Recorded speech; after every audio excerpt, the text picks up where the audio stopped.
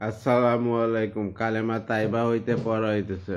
হযরত সালেহ ইবনে মিসমার ও হযরত জাফর ইবনে বুরকান রহমতুল্লাহ বলেন, রাসূলুল্লাহ সাল্লাল্লাহু আলাইহি ওয়াসাল্লাম হযরত মালিক ইবনে হারেস রাদিয়াল্লাহু জিজ্ঞাসা করিলেন, হে হারেস, তুমি কি অবস্থায় আছো? তিনি আরজ করিলেন, আল্লাহ তাআলার মেহেরবানিতে আমি ঈমানের অবস্থায় আছি।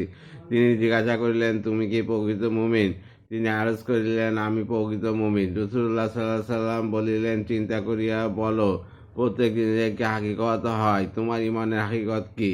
অর্থাৎ তুমি কিসের ভিত্তিতে এই দাবি করিতেছ যে আমি প্রকৃত মুমিন? তিনি আরজ করিলেন, আমার কথার হাকিকত এই যে, আমি আমার অন্তরকে দুনিয়া হইতে সরাইয়া লইয়াছি, রাত্রি জাগরণ করি, দিনের বেলা বিবাহিত থাকি, অর্থাৎ রোজা রাখি। আর যখন রবের আরশকে আনা হইবে, সেই দৃশ্য যেন আমি দেখিতেছি। বেহেশতীদের পরস্পর দেখা সাক্ষাতের দৃশ্য আমার চোখের সামনে ভাসমান থাকে। আর জাহান্নামীদের চিৎকার যেন আমি নিজ কানে শুনিতেছি। অর্থাৎ সর্বদা বেহেশত ও দোজখের কল্পনা বিদ্যমান থাকে। তিনি তার এই কথাবার্তা শুনিয়া বলিলেন, হারিস এমন মুমিন যাহার অন্তর ইমানের নূর দ্বারা আলোকিত হইয়া গিয়াছে।